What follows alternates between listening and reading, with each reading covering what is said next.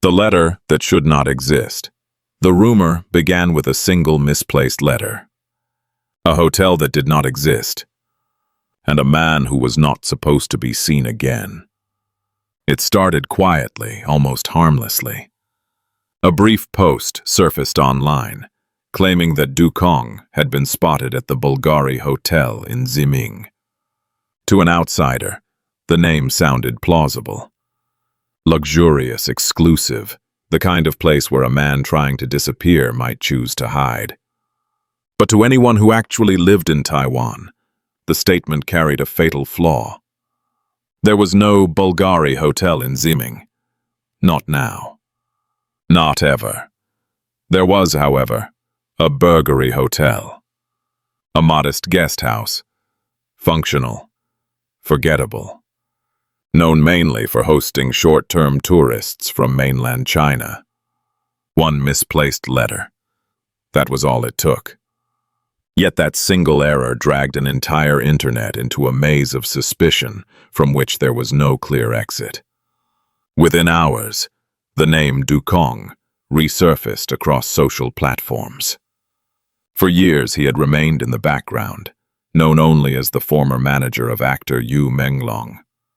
Now on October 20th, several Taiwanese media outlets reported that he might have entered the island under an alias and was allegedly working with a local entertainment company. Almost immediately, official denials followed. 11. Music Entertainment rejected the claim. The Burgery Hotel confirmed that no guest under the names Du Kong or Du Yucheng had ever checked in. Every statement said the same thing. Nothing happened. No one was here. And yet, the space between those denials felt louder than the words themselves. Online users began to ask a different question. If Du Kong had truly come to Taiwan, perhaps it was not to hide. Perhaps it was to watch. Just days earlier, on October 17th, a seemingly unrelated post appeared on Facebook. Sun Dong, a producer who had mentored Yu Menglong in the early years of his career, held a small virtual memorial.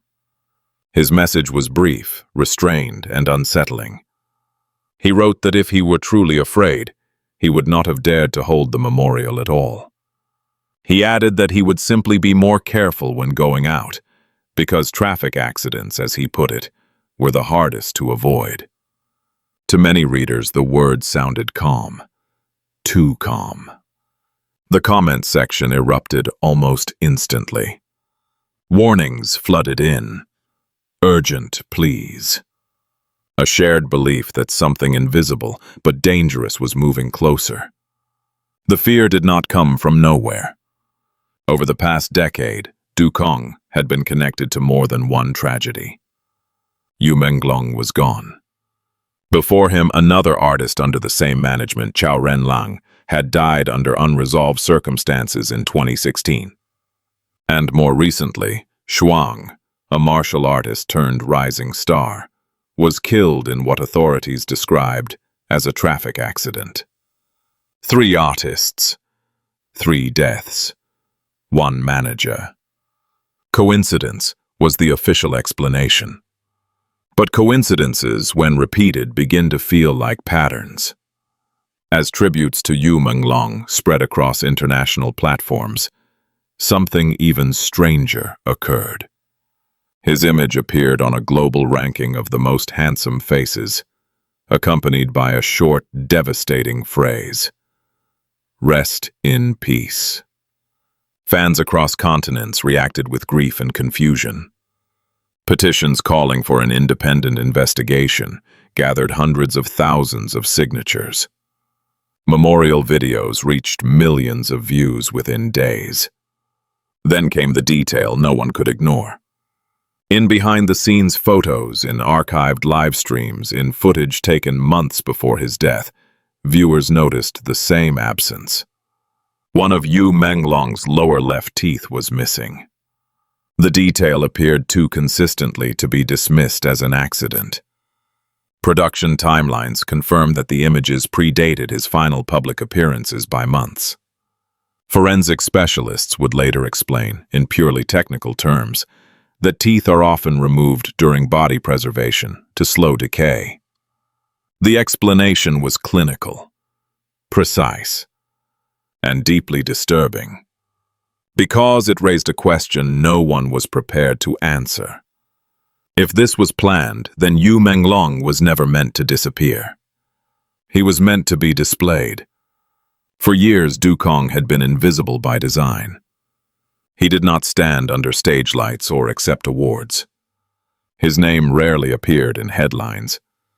Yet within the architecture of the entertainment industry, he occupied a position far more influential than most public figures.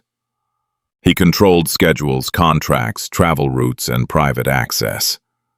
He decided who met whom and when. And, more importantly, who did not. Yu Menglong was not the first artist whose path intersected with Dukong's. Nor was he the first to vanish from public life under circumstances officially labeled as tragic but ordinary. In 2016, Chao Renlang died suddenly. The initial reports were brief and restrained. There were no extended investigations, no prolonged media scrutiny.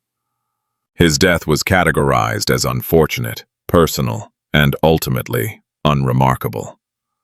The industry moved on quickly. So did the public. Only a handful of fans noticed that the man managing his career at the time was the same individual now linked to Yu Menglong. Nearly a decade later, history repeated itself. Shuang was different from the others. Born Shijiangbing, he was not trained as an actor in the conventional sense. He was a martial monk, a 34th-generation disciple of the Shaolin Temple. His public image was built on discipline, restraint, and moral clarity. Short clips of his training spread rapidly across social media, earning him a devoted following. To many, he represented something rare: authenticity in an industry often accused of artificial construction. In the early hours of August 7th, 2024, Shuang died in a rideshare car crash on an expressway in Zhejiang province. Authorities reported that the vehicle collided with a parked freight truck. The conclusion was immediate: a traffic accident. No foul play suspected. His family echoed the official statement. His sister told reporters that there was no conspiracy, that it was simply an accident. But as before, the public noticed details that refused to settle. The rideshare account used that night was registered under a false identity. The route taken did not match the schedule Shuang had announced earlier that day. Leaked images of the crash site circulated briefly before disappearing. In those images, independent analysts observed something unsettling. The deformation of the vehicle suggested force from within, not the exterior impact one would expect from a collision with a stationary truck.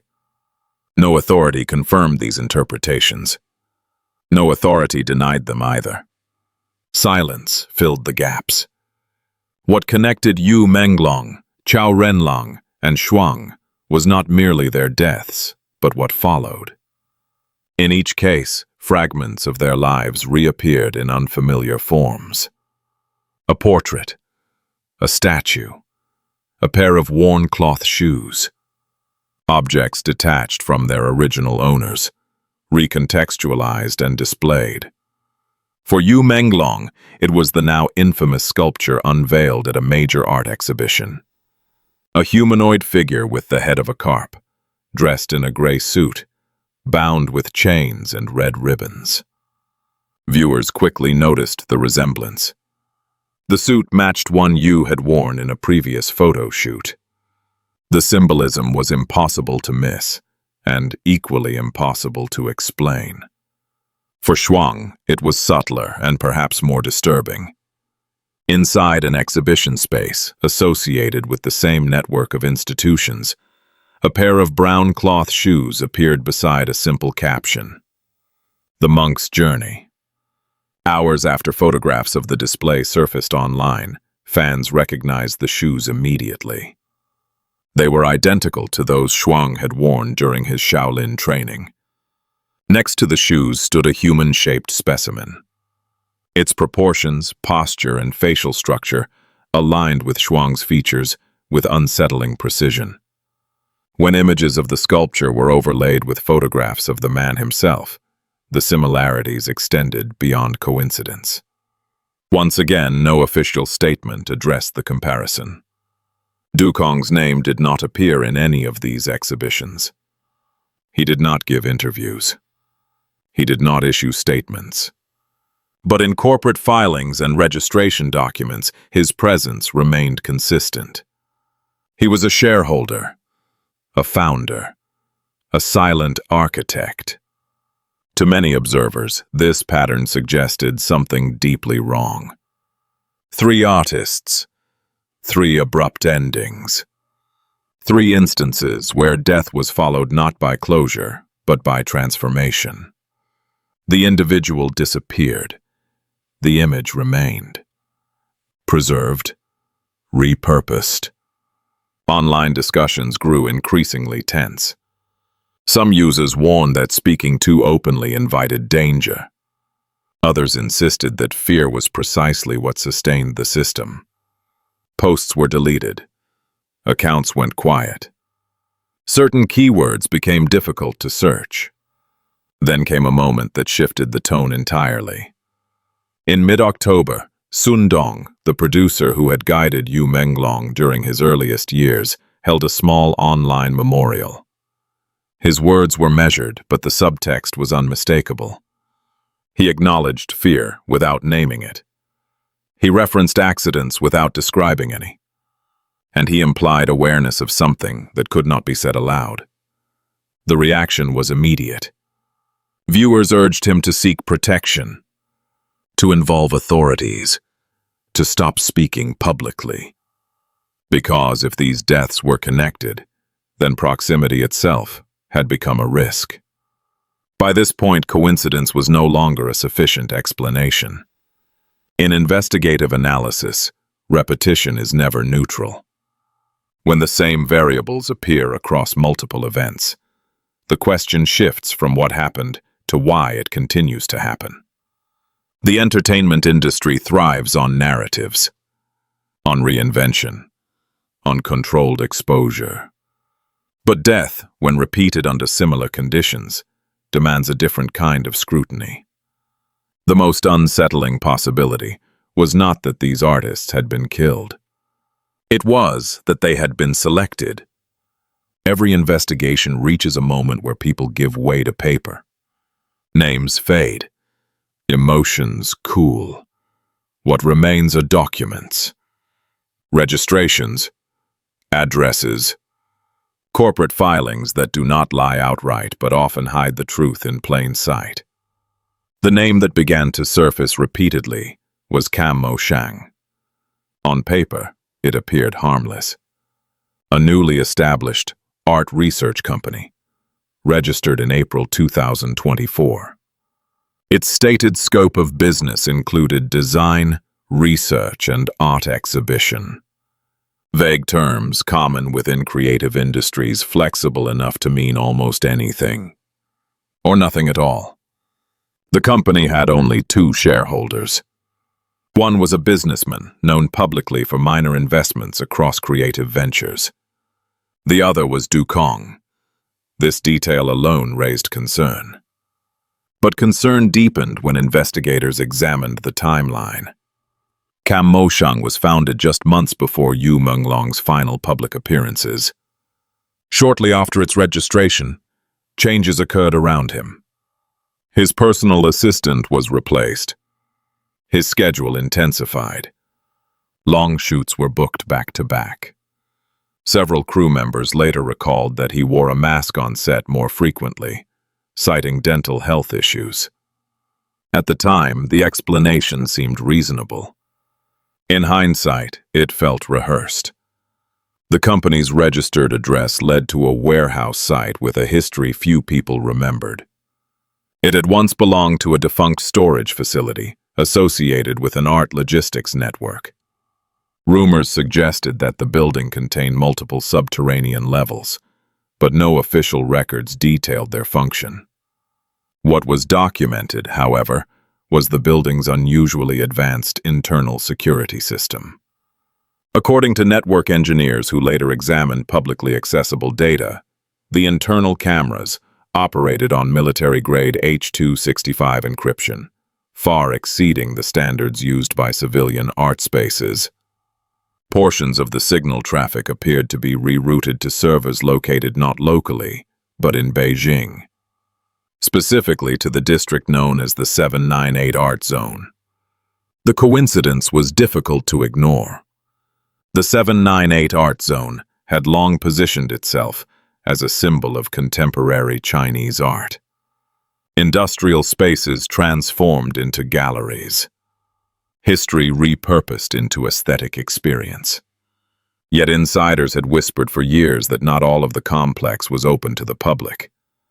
Architectural blueprints, allegedly leaked by contractors, suggested that the structure descended far deeper underground than visitors were allowed to see. Public access ended at the third level.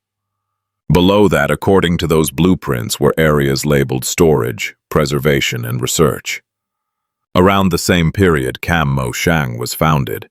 The 798 Art Center closed unexpectedly for 2 days, citing routine maintenance. When it reopened, a new exhibition video was released. The footage was minimalistic. White light. Slow movement. A single object emerging from darkness. A massive humanoid figure. Its head was that of a giant carp. In Chinese, the word for fish is a homophone for the surname Yu.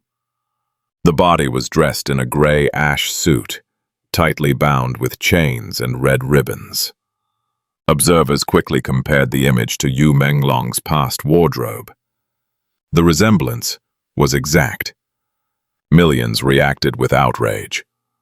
Some called it conceptual art. Others called it blasphemy. Many saw it as a deliberate provocation, a transformation of grief into spectacle. Behind the figure on the exhibition wall spiraled an orange vortex. Design professionals noticed that the pattern matched Cam Mo Shang's corporate logo precisely. 5 intersecting sound waves forming a pentagon. The symbolism was not random. In traditional Chinese cosmology, the concept of wushang refers to the 5 ancient musical tones: gong, shang, jue, zhi, yu. Together, they represent the cycle of existence, birth, growth, conflict, decline, extinction. When arranged deliberately, they form not merely a scale, but a philosophy of life and death. The name Cam Mo Shang carried further implications. In archaic usage, the term camo could refer to a marked warning, an orange sign, a signal that something should not be approached. Combined with wushang, the phrase suggested a warning embedded within the cycle itself, a mark of transition. As discussion spread online, several posts disappeared within hours. Accounts that shared side-by-side comparisons were deleted. Keywords became difficult to search. The exhibition video remained available, untouched. Then another detail emerged. Commercial satellite imagery revealed that the building registered under Cam Mo Shang's address contained 4 underground levels. At the same time, a sealed art container, labeled preserved specimen, arrived at a major port in Taiwan, accompanied by incomplete paperwork. Customs authorities later confirmed that the container had been detained for several days. Its contents were never disclosed. 3 locations began to form a pattern: Tianjin, Beijing, Taipei. Plotted on a map, they formed a near-perfect triangle. At its center, lay a body of water, known for hosting classified research facilities focused on magnetic resonance and biological preservation technologies. No official link was established. No confirmation was offered. But patterns do not require permission to exist. As fragments accumulated, a theory took shape. Cam Moshang was not an independent company. It was a shell, a legal exterior for operations conducted elsewhere. And those operations revolved around a single concept: the conversion of human presence into preserved form. In this framework, the artist did not vanish. The artist transitioned from person to object, from voice to symbol, from life into display. If art was meant to capture the human soul, then someone had learned to treat the soul itself as material. And if that were true, then what the public had seen so far was not the end of the exhibition. It was the invitation. If Cam Moshang was the outer shell, then the heart of the theory lay deeper. Not in boardrooms or contracts, but beneath concrete. Beneath galleries where visitors walked, unaware of what might exist below their feet. According to architectural materials circulated anonymously among industry insiders, the 798 Art Zone descended far beyond what public maps indicated. While visitors were allowed access to only 3 underground levels, internal schematics described as many as 7. Levels 4 and below were marked with sterile labels. Storage, preservation, acoustic research, biomaterials. No public institution acknowledged these documents. Yet several former staff members quietly admitted that restricted areas existed. Employees were dismissed for attempting to photograph lower floors. Security protocols intensified without explanation. The building, they said, was not merely guarded. It was insulated. What truly unsettled investigators was not the secrecy, but the design. A former technician who claimed to have worked briefly on maintenance systems described a room that did not resemble a laboratory or studio. The walls were lined with layered acoustic insulation thicker than any recording facility. The lighting was minimal, red-toned. The floor sloped subtly inward toward a single central drain. Such a structure did not suggest sound capture. It suggested containment. In online discussions, this space became known as the basement gallery. Others used a different term: the ritual room. Photographs allegedly taken from within the restricted levels surfaced briefly across Chinese social media before being erased. In the images, a single iron chair sat at the center of the room. Chains hung loosely from its armrests. The walls were adorned with faded posters of cultural icons who had died in isolation and controversy. Figures remembered not only for their talent, but for the emotional intensity surrounding their deaths. On the floor beneath the chair was a familiar symbol, a swirling pentagonal mark, identical to the logo of Cam Moshang. Those who believed in coincidence dismissed the images as fabrication. Those who did not saw something else entirely. A space designed not for execution in the conventional sense, but for transformation. According to one circulating theory, pain was not the objective. Sound was. Traditional Chinese philosophy has long associated sound with spirit. The 5-tone scale was not merely musical, but cosmological. Each frequency aligned with an element, each vibration with a phase of life. When modified and amplified, sound was believed to influence consciousness, to unmoor the spirit from the body. A former audio engineer alleged that whenever a new subject was introduced, the room was filled with a remixed version of the ancient 5-tone scale. Played at sub-resonance frequencies, low enough to bypass conscious perception. strong enough to induce disorientation, emotional collapse, and in extreme cases, hallucinations. There is no scientific consensus that such sound can separate soul from flesh. But folklore does not require consensus. What disturbed many observers was a discovery made by fans, not professionals. When background audio from Yu Menglong's old rehearsal videos was isolated and analyzed, the bass frequencies showed an unusual match. Nearly 85% alignment with the modified five-tone patterns used in recent exhibitions at the 798 complex. If accurate, the implication was chilling. It suggested that conditioning began long before death. The artist was not merely managed. He was prepared. In this framework, suffering was not accidental. It was cultivated. Emotional exhaustion, isolation, overwork, physical decline. Each element contributed to what insiders referred to as peak resonance, the moment when an individual's emotional output reached its maximum intensity. That energy, according to the theory, was the true product. An anonymous blogger summarized it bluntly.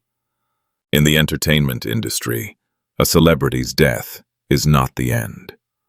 It is the beginning of extraction. Public grief becomes media fuel. And when that fuel is controlled, its value is limitless. What might sound like metaphor in another context felt dangerously literal here. A professor of contemporary art, speaking anonymously, once remarked that since the early 2010s, a movement had emerged within Chinese avant-garde circles. It was referred to quietly as the sacrifice of fame, the deliberate recreation of deceased figures through surreal symbolism, turning death into artwork, and artwork into institutional power. Viewed through that lens, the exhibitions followed a consistent logic.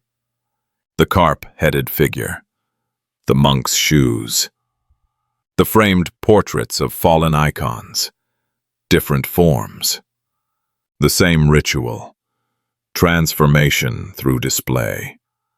Accounts that shared these interpretations were removed within hours. Images vanished from platforms simultaneously. The speed suggested coordination, not moderation. Only one message remained visible, buried beneath a memorial video in English. They do not kill you for fame. They kill you to feed it. As the public absorbed these fragments, a realization began to take hold. Yu Menglong was not an isolated case. Neither was Shuang, nor Chao Renlang. They were instances within a repeating structure, selected for their image, their purity, their emotional resonance, ideal vessels. When one person dies, it can be called fate. When many die the same way, it becomes pattern. And when that pattern is protected by silence, it begins to resemble a system. By the end of this phase of the investigation, one question overshadowed all others. If suffering can be harvested, then how many names were already scheduled? By the time the fragments were assembled, certainty was no longer the goal. What emerged was not a confession nor a verdict, but a shape. A structure defined by repetition, proximity, and absence. Names that vanished. Objects that appeared. Institutions that remained untouched. 3 locations formed the spine of the pattern: Tianjin, Beijing, Taipei. When connected, they traced a precise triangle across the map, a geometry too clean to ignore. At its center lay a region associated with restricted research, its stated purpose opaque, its operations unacknowledged. No document confirmed the connection. No authority denied it. The triangle existed regardless. Within this space, art and power appeared to converge. Galleries became vaults. Exhibitions became thresholds. The human body, once celebrated for expression, was reframed as material. Preserved, displayed, reinterpreted. Yu Menglong's story no longer stood alone. It reflected a system that thrived on controlled narratives. In such a system, death did not interrupt production. It enhanced it. Grief became engagement. Silence became compliance. The absence of answers ensured longevity. We are often taught to see art as remembrance, a way to honor what has been lost. But the evidence suggested a darker inversion. Here, remembrance did not follow death. Death followed selection. The artist was not mourned and then remembered. The artist was transformed into memory by design. Official explanations continued to rely on familiar terms. Accident, pressure, personal struggle. Each word was reasonable in isolation. Together, they formed a script that closed cases without resolving them. When questions multiplied, content vanished. Accounts were deleted. Images were erased. Not with force, but with efficiency. And yet, something endured. Audio artifacts. Symbols. Repeated forms. A gray suit. A pair of shoes. A pentagon traced again and again. These elements resurfaced across platforms, across borders, across time. They did not speak. They resonated. If the theories were wrong, then the silence surrounding them remained inexplicable. If they were partially true, then what had been revealed was only the surface. Either way, the system functioned as intended. It did not require belief, only participation. In such a landscape, the most powerful mechanism was not secrecy, but normalization. When death is framed as inevitable, scrutiny fades. When repetition is dismissed as coincidence, patterns survive. When art is elevated beyond ethics, responsibility dissolves. The story of Yu Menglong became a mirror, not just of one industry, but of a broader appetite. The desire to consume beauty, tragedy, and meaning without confronting their cost. To watch without witnessing. To remember without asking how memory was made. There was no final answer, no unsealed container, no official reckoning. Only a question that lingered long after the images faded. If art can imprison the human soul, then perhaps the most dangerous exhibitions are not those we see, but those we accept without protest. And sometimes, silence is more terrifying than death.